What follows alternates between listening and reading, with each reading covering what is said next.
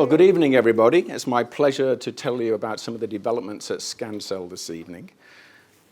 I'll just draw your attention to our disclaimer notice. As Roland said, there will be copies of this presentation available after today's presentation and also available for download from the Scancell website.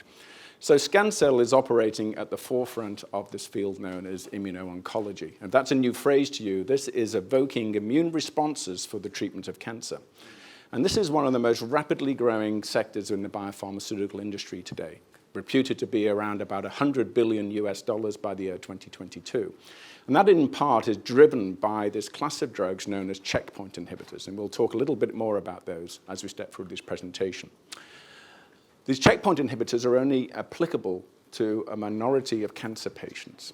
So there's a huge amount of activity now in the industry to look at complementary therapies that we can add to checkpoint therapy to improve the overall response in the eligible patient population. And this is where Scancell's technologies, which we refer to as Immunobody and Moditope, come into play. So these are cancer vaccine technologies. And we look at this in the concept of therapeutic vaccine. So we're treating existing disease. From those two platform technologies, Immunobody and Moditope, we have 4 lead products in development. One of those is about to enter into a phase 2 clinical study in the not too distant future. And then we have another study planned for the early part of next year. And then we also have a clinical partnership, which I'll talk a little bit more about.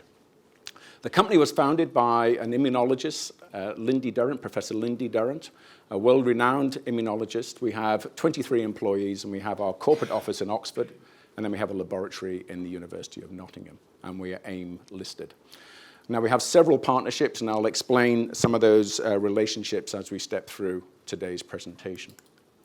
So I mentioned this immune checkpoint blockade and about this class of drugs known as immune checkpoint inhibitors.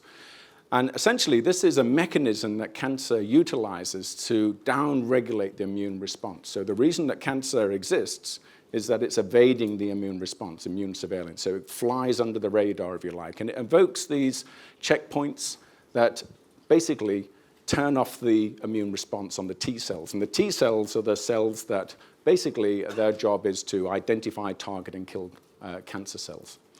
And 2 very smart scientists, Honjo and Allison, who won the Nobel Prize, worked out that you can get antibodies specifically to block that checkpoint, and then you can reactivate these T cells. And this has now changed the paradigm in terms of how we treat cancer, in some cases, not in all cases. And this class of drugs have been fast-tracked by the regulatory authorities in the US and the UK and other regions, and have now become established as standard of care in the treatment of some cancers. And in some cases, we're now treating cancer as almost like a chronic disease, instead of looking at just survival. And as you can see from the right-hand side of the slide, these drugs are doing very, very successful commercially, growing to about a $34 billion market by the year 2022. However, these products have limitations. They do have side effects. They're quite expensive. They do require that the patient has a competent immune response in the wings. So effectively, what these drugs do is take the brakes off this immune suppressive effect. But if you haven't got anything to put the gas in the tank or an accelerator on, then nothing's going to happen. And that's why we see a very broad variation in the response rates and also the duration of response to these drugs. So now there's a huge amount of activity occurring within the industry to find complementary therapies where we can now come up with a combination that does not increase toxicity, doesn't appreciably add to the overall cost of treatment, but more importantly, can enhance the eligible patient population, either the response rates and the duration of response, but also to meet the unmet need in those cancers that don't respond to these checkpoints. There are certain tumors that we call cold tumors that are immune unresponsive, so they don't respond to checkpoint therapy. And of course, we're looking at new modalities now to try and treat those hard-to-treat cancers. So this field of immuno-oncology now has a number of modalities. This has really come established as the 5th pillar in the treatment of cancer. So if you think about surgery, chemotherapy, radiotherapy, targeted therapy, now we have immunotherapy as well. And one of those modalities is cancer vaccines. And cancer vaccines are designed to stimulate T-cell responses to basically reverse that immune response, the suppression response, and activate the immune system so it can target and kill cancer cells. And there have been a variety of techniques that have been used to do this, but haven't reached the threshold effect. And what Scancell has done is overcome the limitations of these cancer vaccines and has come up with several technologies, we call Immunobody and Moditope, to overcome this threshold effect and actually come up with an effective therapeutic modality for the treatment of cancer. In the case of Immunobody, it's about the mode of action. We have a unique mode of action in terms of stimulating what we call CD8 T cell responses. These are cytotoxic T cells. In the case of Moditope, this is a whole new class of cancer vaccine. We've identified a whole new class of cancer antigen, but also that antigen evokes a unique immune response known as cytotoxic CD4 T cells. So from our clinical studies, we've been able to demonstrate in the clinic, in one case, our SCIB1 product, that we have a favorable safety profile. We have the potential to address these unmet needs in these hard-to-treat cancers and provide an increased and durable response, and also relatively low cost of goods compared to it. So we're hitting all the boxes when it comes to looking at these products in combination. So this is our development pipeline. Our lead program we call SCIB1. This is an immunobody. It's been through a phase 1/2 clinical trial in malignant melanoma. So these are late-stage melanoma patients.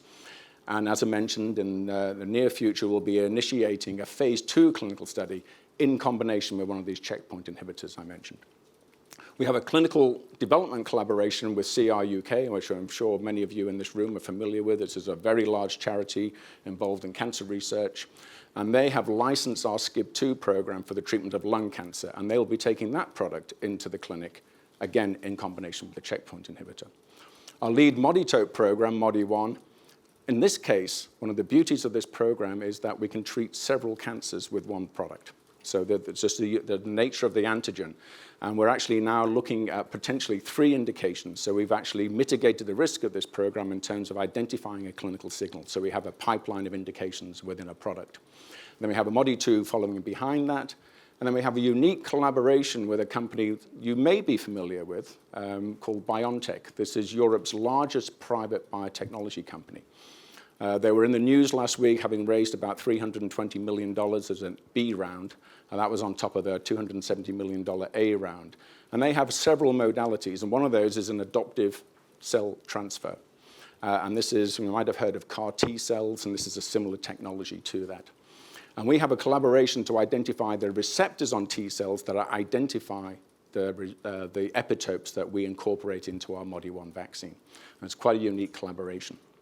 And then we have a panel of antibodies, monoclonal antibodies, that we've in-licensed from the University of Nottingham. So let's talk a little bit about Immunobody. So this is a DNA plasmid. And for good reason, DNA is very hard to get inside cells.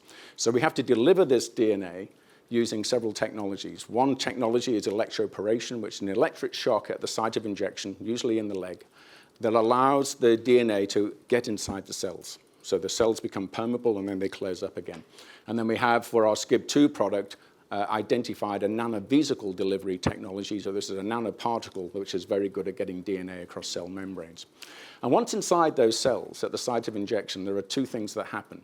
The DNA transfects the antigen-presenting cells, and these are very important cells in activating T cells. And we also transfect the muscle cells. And the DNA transcribes to this antibody-like molecule. And in that Y-shaped part of that molecule, we integrate the T cell epitopes. Now, these are the bits that the T cells will recognize the cancer antigen. And they get processed by the antigen-presenting cells and also get processed from the secretion of that molecule by the muscle cells. So we get 2 modes of action, and that invokes this very powerful T cell response.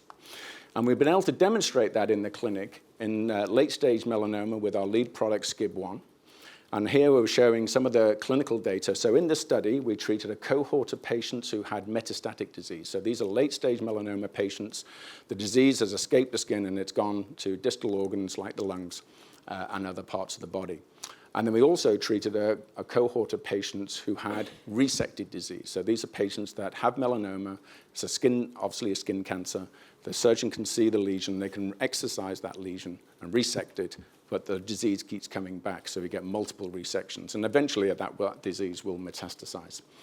And in this patient with metastatic disease on the left-hand side of the slide here, you can see there's a monotherapy. We're able to show significant reduction of lesions in the lung as a monotherapy. In those patients who had resected disease, now this is a little complicated, this slide, so this is a swimmer plot. So let me just explain what we're looking at here. So each of those horizontal lines represents a patient over time. The black vertical line represents the start of the study. So each of those red dots is when the patient, in the 5 years leading up to the study, when they had surgery for the removal of a melanoma lesion. And as you can see at the study entry, those first 10 horizontal lines, there was no recurrence of the disease over a 5-year period with the treatment and the immunization with SCIB1. And we had 4 patients who did have recurrence. We were able to effectively treat them again with a checkpoint inhibitor, but they were also disease-free after that 5-year period. So this is spectacular data. And what this shows is that we're invoking an immunological memory. So where the disease comes back, there's a T-cell response waiting in the wings to take that cancer before it can do any damage. So the next stage is to see how can we improve the response in these patients who have metastatic disease, i.e. measurable disease, and have a very short future, and improve the overall response by combining the drug with a checkpoint inhibitor. So, and this is a model that we're showing here. This is an animal model. So if you just treat these animals just with either the checkpoint inhibitor or with our drug SCIB1, we get around a 50 to 60% survival. That's a good result. If you combine the two, you get 85% survival. So what's happening, there's a synergistic mode of action there between the checkpoint taking the brake off, this immune suppressive effect, and our drug, which is adding the accelerator on, but also adding fuel into the tank for that long-term immunological memory. So the concept now is to translate that to clinical data in patients. So our next clinical study that will be starting in the very near future will be looking at late stage, stage 3, stage 4 melanoma patients with inoperable disease. And the typical response rates to the checkpoint inhibitor, in this case Keytruda, is about 30%. So that leaves a lot of headroom for improvement. 70% of these patients have no response at all to that therapy.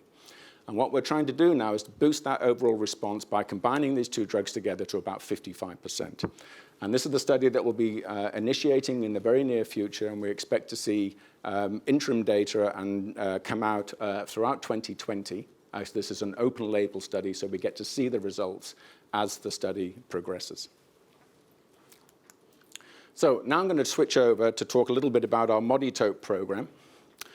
This is based on the concept of cellular stress. So we're looking at stress-induced post-translational modifications. That's a hell of a mouthful. I'll just call them symptoms for now.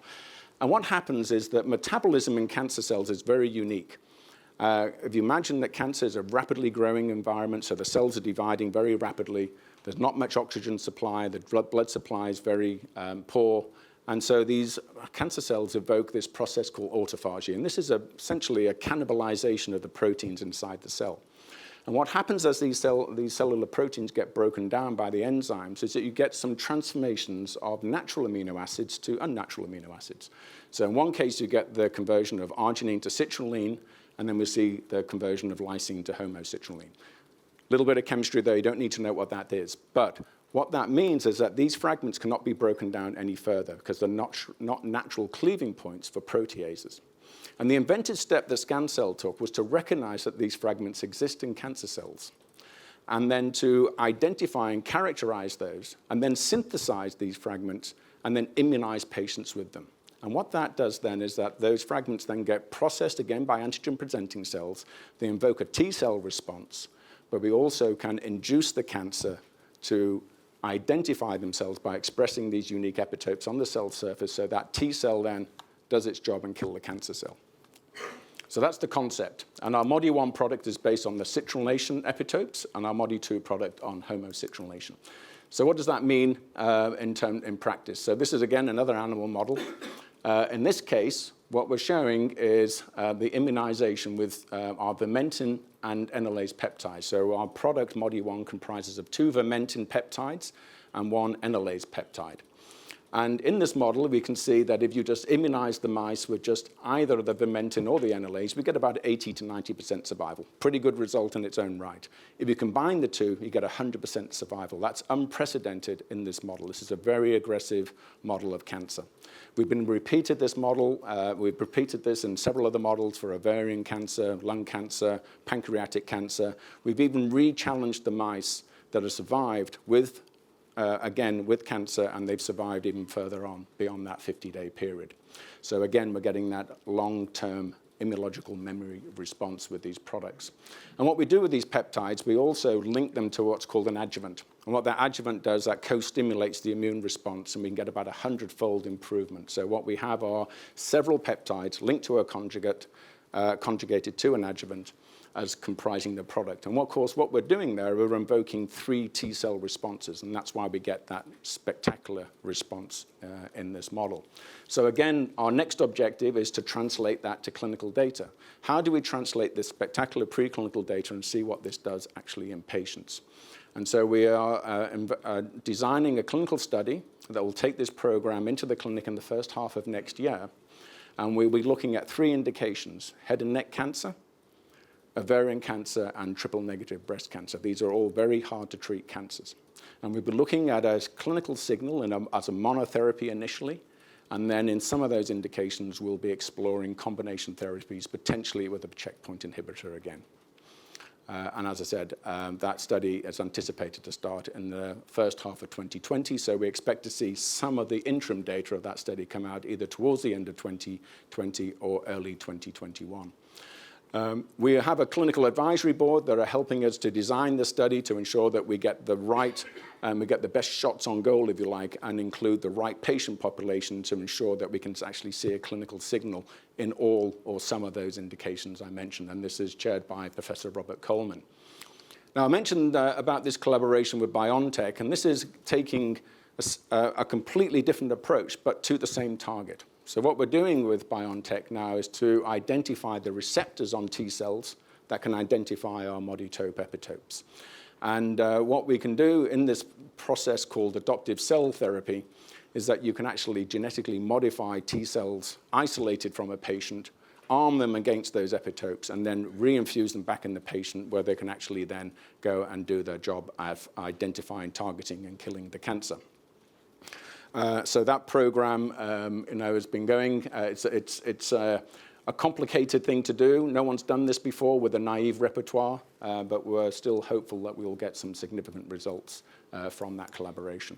So just to summarize our MODI-TOPE program, this is a research collaboration with BioNTech, as I mentioned. We've licensed this Amplavant technology, the adjuvant that helps to boost the immune response. We've started GMP production and also formulation studies for the product to allow us to get into the clinic. Those are 2 very important development milestones and the part of the trajectory towards the clinic. And we expect that study to start in the first half of 2020. And we've also identified the peptides that we'll include in our MODI-2 vaccine. And we've also have a very good patent position around this technology.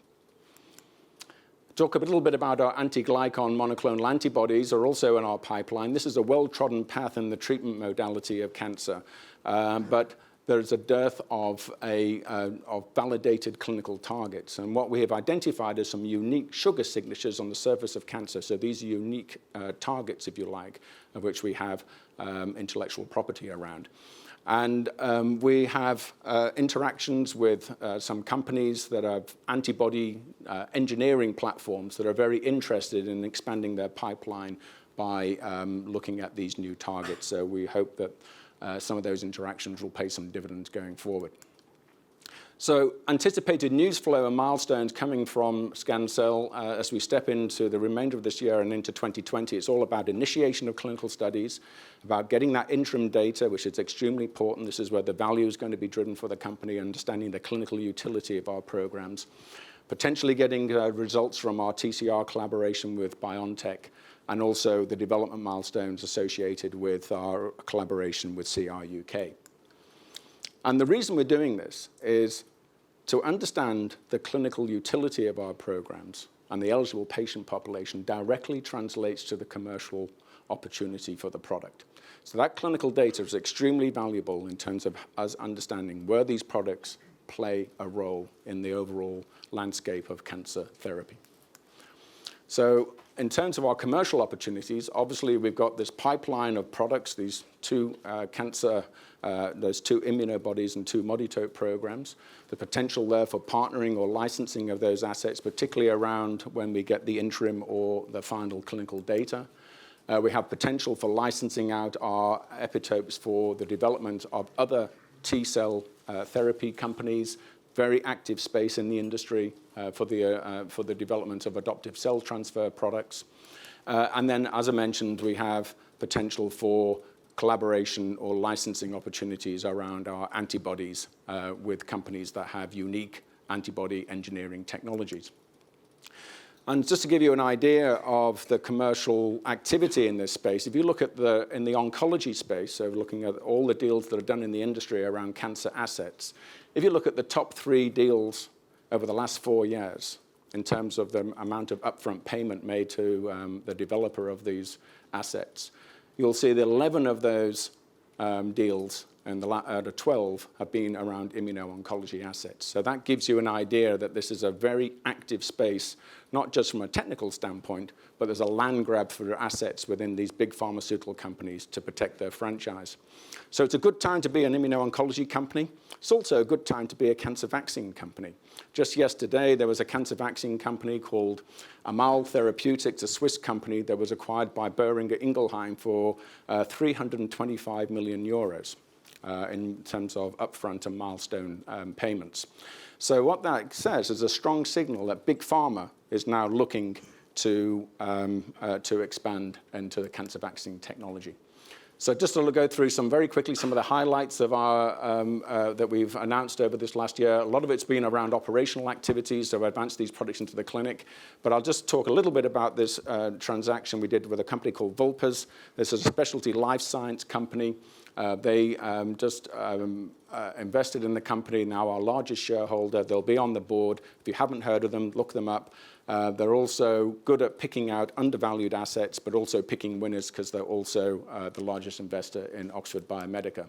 So just to summarize, we have 2 cancer vaccine platforms, 4 lead products, 5 core activities. So about generating clinical data, that's where the value is going to come from, expanding our pipeline, looking at new modalities, looking at the technology partnerships to protect and de-risk and advance our programs through the clinic, looking at clinical partnerships with not just our clinical advisory board, but also the key opinion leaders that are involved in our clinical studies, but also these interfaces with these large biotechnology and pharmaceutical companies that have existing franchise in the immuno-oncology space. They'll be looking to acquire and license new assets. Thank you.